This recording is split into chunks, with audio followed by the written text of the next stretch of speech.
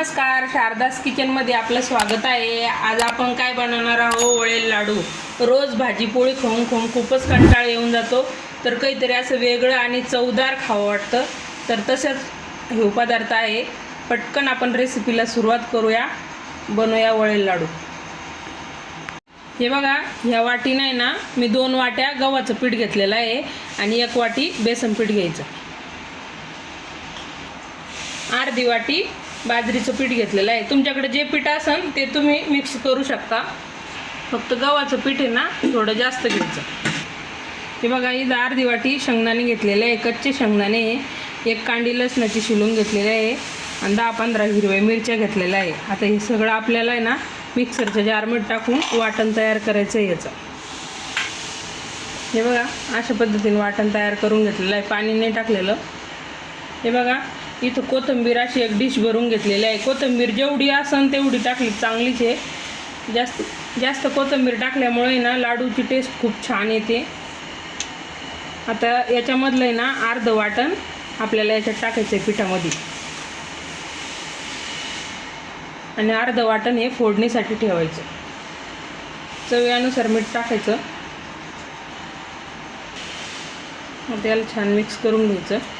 जास्त काही वस्तू लागत नाही, थोड्या वस्तूमध्येच तयार होतं, पण खूपच चविष्ट होते हे लाडू। आणि कोणाला ताप बीप आलेले असेल ना तर त्यांना पण खायला जर दिले ना त्यांच्या तोंडाला चव येते।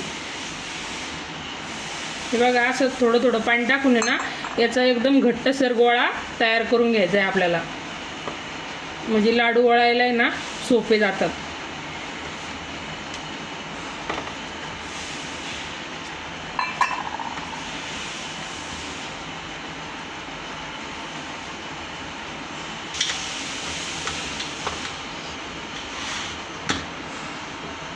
मस्त असं घट्ट गोळा मळून घ्यायचा।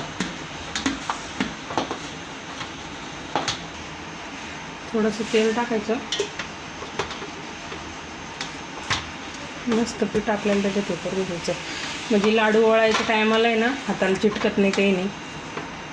आणि कोणी कोणी याला कोथिंबिरीचे लाडू म्हणतं, कोणी कोणी शेंगोळे म्हणतं। आमच्याकडे तर कोथिंबिरीचे लाडू म्हणते, तुमच्याकडे काय म्हणते कमेंट करून सांगा।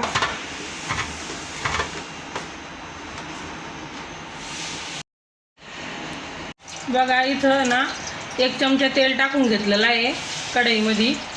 आता तिथं अर्धा चमचा जिरे टाकायचे। हे बघा, 1 कांडी लसणाची शिलून आणि बारीक कट करून घेतली ती पण टाकून द्यायची फोडणीला।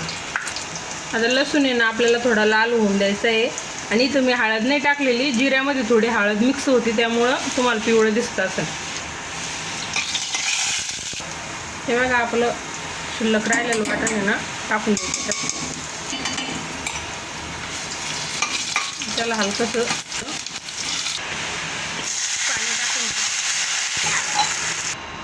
मिक्सरचं जार धुवून पाणी टाकून द्यायचं। पाणी इथं जास्त टाकायचं,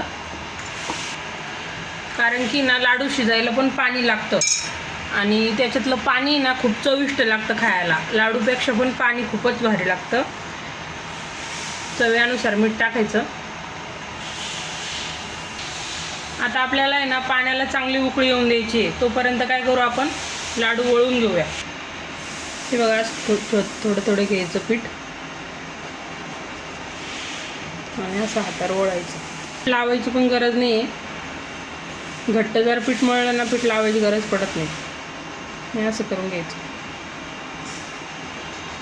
तुम्ही अशा पद्धतीनं पण वळू शकता, किंवा असे लंबे लंबे पण ठेवू शकतात, तुम्हाला जसे आवडते तसे। असे केले तर असे, नाही तर मग लंबे लंबे पण।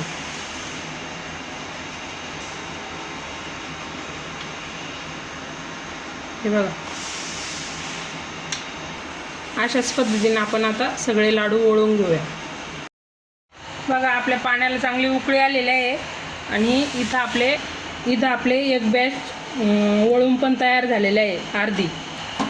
आता आपण आहे ना 1 बॅच याच्यात सोडून घेऊया, म्हणजे हे ना थोडे वर येते आणि मग दुसरी बॅच टाकल्या जाते, चिटकत नाही मग।